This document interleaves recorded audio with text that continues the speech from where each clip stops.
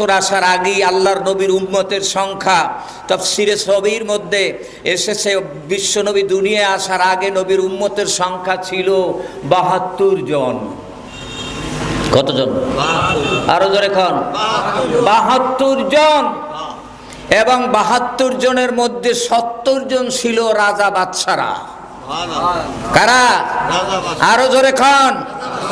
বর্তমানে রাজা বাদশারা বিশ্বনবীর নাম শুনলে বুরু কুঞ্চিত করে, নাক ছিটকায়, কারণ বিশ্বনবীকে তারা নিরক্ষর নবী, বিশ্বনবীকে মূর্খ নবী বলে আখ্যায়িত করে। নাউজুবিল্লাহ খান। পাকিস্তানের প্রয়াত প্রধানমন্ত্রী যিনি বলেছিলেন এই মোহাম্মদ মূর্খ নবী ছিলেন, এই মূর্খ নবীর নীতিমালা দিয়ে দেশ চলতে পারে না। জোরে কন নাউজুবিল্লাহ। আল্লাহ তাকে দুনিয়া থেকে অতি তাড়াতাড়ি সরাই নিয়ে গেছে। জোরে কন ঠিক কিনা? বেনজির ভুট্টোর কথা মনে নেই আপনাদের? যিনি বলছিলেন এই কোরআন দিয়ে দেশ চালাতে পারে, সমাজ চালাতে পারে, রাষ্ট্র চালাতে পারে বিশ্বনবীর জীবনী দিয়া। এই কথা যারা বলে ওরা মৌলবাদ, মৌলবাদ খতম করুঙ্গা, খতম করুঙ্গা, খতম করুঙ্গা ৩ বার বলার লগে লগে বুকের উপরে বম্বিং গুল্লি এসে পড়লো আর নিজেই সেখানে খতম হয়ে গেল। কান আলহামদুলিল্লাহ। আরো জোরে কান আলহামদুলিল্লাহ। ইউরিদুনা লিইউতফিউ নূরাল্লাহ। এই পৃথিবীর বর্তমানে ক্ষমতাসীনরা চাচ্ছে আল্লাহর, ইউরিদুনা লিইউতফিউ নূরাল্লাহ, আল্লাহর নূরকে ফুৎকার দিয়ে নিভায়ে দিতে। জোরে কন নাউজুবিল্লাহ। আল্লাহু মুতিম্মু নূরিহি, আল্লাহ চাচ্ছে তার নূরকে কমপ্লিট করতে। সুবহানাল্লাহ খান। আল্লাহ চাচ্ছে তার নূরকে পরিপূর্ণ করতে, আর মানুষ চাচ্ছে বা বর্তমান বিশ্বের শাসকরা চাচ্ছে পৃথিবী থেকে আল্লাহর নূর ইসলামকে, বিশ্বনবী মুহাম্মদুর রাসূলুল্লাহকে দুনিয়া থেকে তাড়াই দেবে। কার সিদ্ধান্ত বলবৎ হবে? আরো জোরে খান, আরো জোরে খান। এজন্য বিশ্বনবীকে বুঝতে হবে। আমি বিশ্বনবীর শেষ 10 বছরের উপরে আজকে আলোচনা করবো ইনশাআল্লাহ। কারণ এই শেষ 10 বছরের উপরে বর্তমান ওলামায়ে কেরামরা আলোচনা করেন না। কারণ করতে গেলে কিনা গুলি খায়, অ্যারেস্ট হয়, চাকরি যায়, ছেলে মেয়ে দোকানপাট শেষ হয়ে যায়। কারণ বিশ্বনবীর শেষ 10 বছর ছিলেন রসুলের সম্রাটি জীবন। কারণ আলহামদুলিল্লাহ। কি জীবন? যেই সম্রাটি জীবনে হুজুর বয়সুলে উতাম্মে মামা কারেমাল আখলাক, হুজুর বললেন আমি তোমাদের ক্যারেক্টারগুলি কমপ্লিট করার জন্য এসেছি। কারণ আলহামদুলিল্লাহ হুজুরের বাস্তব রূপ তিনি দেখাই দিলেন শেষ 10 বছরে। হুজুরের 63 বছর জিন্দিগি এই উম্মতের উপরে অনুকরণ অনুসরণ করার মাইল ফলক, মাইল স্টোন। জোরে কোন আমিন। রাজি আছেন? রাজি আছেন? বিশ্বনবীর গোটা জিন্দিগি অনুসরণ করব। আল্লাহ বললেন কুল, হে নবী আপনি বলে দেন ইন কুনতুম তুহিব্বুনাল্লাহ, তোমরা যদি আল্লাহকে ভালোবাসতে চাও।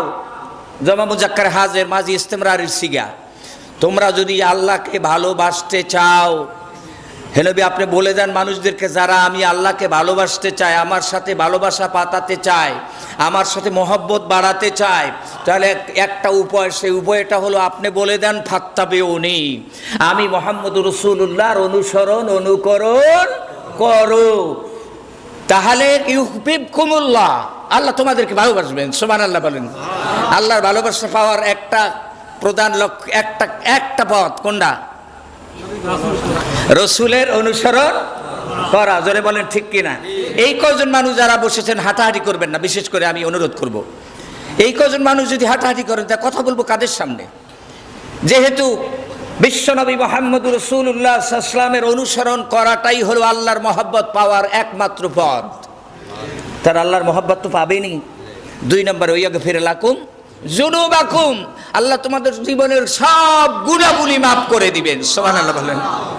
শুধু তাই নয়, আল্লাহ রাব্বুল আলামিন আল্লাহু গফুরুর রহিম, তিনি হচ্ছেন ক্ষমাশীল আর দয়ালু। সুতরাং আমার বন্ধুগণ, আল্লাহকে ভালোবাসতে হলে নবীর অনুসরণ অনুকরণ করা লাগবে। রাজি আছেন? রাজি আছেন? নবীকে চিনছিলেন সাহাবায়ে কেরামরা। কারা? জোরে খান। সুমাইয়া নাম শুনেন নাই? ইসলাম জগতের প্রথম নারী, শহীদ নারী, নাম হযরতে সুমাইয়া রাদিয়াল্লাহু তাআলা আনহা। সুবহানাল্লাহ বলেন। উমাইয়া ইবনে খালফের দাসী ছিল। উমাইয়া ইবনে খালফ অনেক ধরনের নির্যাতন করলো। যেদিন সুমাইয়াকে মারা হবে, সুমাইয়াকে উত্তপ্ত মরুভূমির বালুতে শোয়া রাখছে। সুমাইয়াকে বারবার বলতেছে, চার হাতে পায়ে চারটা টানা দিয়ে চারদিকে প্যারাক মেরেছে। এবার বলছে, সুমাইয়া উত্রুকি লা ইলাহা ইল্লাল্লাহ মুহাম্মাদুর রাসূলুল্লাহ ফাতানজা, তুমি যদি লা ইলাহা ইল্লাল্লাহ ছেড়ে দাও মুক্তি পাবে। সুমাইয়া বললেন, আমি লা ইলাহা ইল্লাল্লাহ পড়েছি মুক্তির জন্য। আরো জোরে বলবেন না? লা ইলাহা ইল্লাল্লাহ পড়েছেন কিসের জন্য? কি আপনারা ঘুম আসতেছে? হ্যাঁ, লা ইলাহা ইল্লাল্লাহ পড়েছি কিসের জন্য? সবাই বলেন কিসের জন্য? কে বলেছে?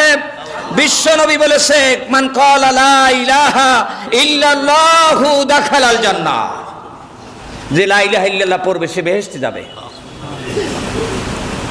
সুবহানাল্লাহ। সুবহানাল্লাহ। হযরত সুমাইয়াকে হাত পা কেটে দেওয়া হলো। সুমাইয়ার লজ্জাস্থানের মধ্যে একটা বর্ষা ঢুকাইয়া উমাইয়া ইবনে খালফের ছেলেরা আনন্দ করছিল আর বলছিল, সুমাইয়া কলেমা পড়ার এটা হলো রেজাল্ট। জোরে কন্যা নাউজুবিল্লাহ। সুমাইয়াও বলছে, আমি বুঝছি এই রেজাল্টের জন্যই আমি অপেক্ষা করছি। আমি আল্লাহকে মুখ থেকে কলব থেকে বাদ দিব না। আমি কলেমা পড়েই শাহাদাতের শরবত পান করে জান্নাতে যাব। ये शहादत का है उल्फत में कदम रखना, लोग समझता है कि आशा हो मुसलमान होना। আল্লামা ইকবাল বলেন, ওই মুসলমানেরা বুঝেছিল ইসলাম গ্রহণ করার মানে হচ্ছে শহীদি ঈদগাহে পা রাখা। সুবহানাল্লাহ বলবেন না? ইসলাম কলেমা পড়ার মানেই হচ্ছে শাহাদাতের মাঠে উপস্থিত হওয়া। কারণ আল্লাহ বলছে, ওয়ালা নাবলুয়ান্নাকুম বিশাইইন মিনাল খাউফি ওয়াল জু'i ওয়া নাকসিম মিনাল আমওয়ালি ওয়াল আনফুসি ওয়াত থামারাত। জোরে বলে সুবহানাল্লাহ। আমি আল্লাহ অবশ্যই দুইবার তাকিদ করেছেন, লান তাকিদ নুনে তাকিদ সকিলা আদার ফেলে মুস্তাকবিল মারুফ। আমি অবশ্যই তোমাদেরকে মুমিনদেরকে পরীক্ষা করব। কাদেরকে? আরো জোরে কোন? আমরা কি মুমিন নই? আমাদের ঈমান হতে হবে সাহাবাওয়ালা ঈমান। আমিনু কামা আমানান নাস, আয় আমিনু কামা আমানা আসহাবু রাসূলিল্লাহ সাল্লাল্লাহু আলাইহি ওয়াসাল্লাম। হযরত সুমাইয়া রাদিয়াল্লাহু তাআলা আনহার শেষ নিঃশ্বাস ত্যাগ হলো লা ইলাহা ইল্লাল্লাহ কলেমার ঘোষণার মধ্য দিয়া। সুবহানাল্লাহ বলেন। আজকে আপনি যদি একবারই যে লা ইলাহা ইল্লাল্লাহ বেশি বেশি পড়েন, আপনার সামনে দেখবেন হাদিয়া তো অভাব নাই। কারণ ওরা বুঝছে এই লোকটা লা ইলাহা ইল্লাল্লাহ পড়তেছে, ঘরে চাউল নেই, মনে হয় এই কারণে। এই লোকটা লা ইলাহা ইল্লাল্লাহ পড়তেছে, মনে হয় রাত্রে ডর করতেছে ভয় দূর করার কারণে। ঠিক কি না? এই লোকটা লা ইলাহা ইল্লাল্লাহ পড়তেছে, মনে হয় কোনো কেস মামলায় পড়ছে, সে থেকে উত্তরণের জন্য। আর সাহাবায়ে কেরাম বলছিলেন, আমরা লা ইলাহা ইল্লাল্লাহ পড়তেছি জাহান্নাম থেকে বেঁচে জান্নাতে যাওয়ার জন্য। আরো জোরে বলেন সুবহানাল্লাহ। আমরা কি এই ধরনের ঈমানওয়ালা লোক হইতে চাই? জোরে কোন চাই? আল্লাহ তৌফিক দেখ। জোরে কোন আমিন। বিশ্বনবীর 63 বছর জিন্দেগি। হুজুর কি এই 63 বছর বয়সের আগেই পয়দা হইলেন না আরো আগে হয়েছিলেন? হুজুর বলেন, কুনতু নবিয়ান ওয়া আদামু বাইনা রূহি ওয়াল জাসাদে। আমি ওই সময়কার নবী যখন রাহু তিরমিজিউ, আমি ওই সময়ের নবী যখন আদম ছিল পানি আর মাটির মধ্যে। সুবহানাল্লাহ। কোথায়? আরো জোরে কোন? হ্যাঁ, না আদম বড় না মুহাম্মদুর রাসূলুল্লাহ বড়? কথা কন না কা? আরশ কুরসি লৌহ কলম বড় না আমার নবী বড়? আরো জোরে কোন? চিৎকার করে কোন? নবী কি আল্লাহর খালাতো ভাই, মামাতো ভাই নাকি ফুফাতো ভাই? আপন একজন বংশের কেউ হবেন নাকি? হ্যাঁ না, নবী হলেন আব্দুল্লাহ ওয়া রাসূলুহু। জোরে বলেন সুবহানাল্লাহ। আল্লাহর গোলাম আর আল্লাহর পিয়ন। আল্লাহর গোলাম আর আল্লাহর পিয়ন। সুবহানাল্লাহ খান। আমার বন্ধুগণ, এই পিয়নকেও আল্লাহ সতর্ক করলেন, সাবধান করলেন।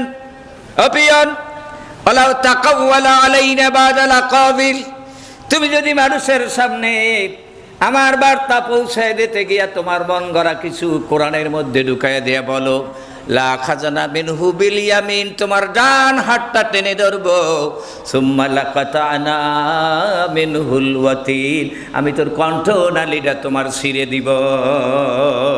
এখন কন নবী বড় না কোরআন বড়? জোরে কন, সবাই বলেন কোরআন বড়। নবী মার খেয়েছে কোরআনের জন্য না কোরআন নবীর জন্য মার খেয়েছে? কথা কন, কোরআন নবীর জন্য মার খেয়েছে না নবী কোরআনের জন্য মার খেয়েছে? সুবহানাল্লাহ। বিশ্ব নবী মুহাম্মদ রাসূলুল্লাহ তাহলে আদম আলাইহিস সালামের সৃষ্টির আগে নবী, নবুয়তের দায়িত্ব পায় নাই। যেন আমাদের দেশে 3 মাস 4 মাস 5 মাস আগে চেয়ারম্যান সাহেব নির্বাচিত হয়। যেদিন চেয়ারম্যান সাহেব দায়িত্ব বুঝে পান 6 মাস পরে, ঠিক কিনা? বিশ্ব নবীকে আল্লাহ সৃষ্টি করলেন, নবী বানাইলেন, সব কিছু করলেন, কোরআন শিখাইলেন সবাই আগে, আর নবুয়তের দায়িত্ব বুঝে দিলেন দুনিয়ায় আসার 40 বছর পরে। সুবহানাল্লাহ খান।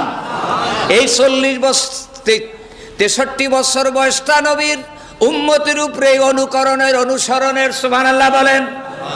নবী ছোট্টকালে শিশুকালেও এমন কোনো কাজ করে নাই যেই কাজ করলে আমার নবীর উম্মতেরা গুনাহগার হবে। করছে? বরং প্রত্যেকটা কাজ এই উম্মতের জন্য মডেল হয়ে রয়েছে। হালিমা সাদিয়ার ঘরে গেলেন, হালিমা সাদিয়া বলেন আমি যখন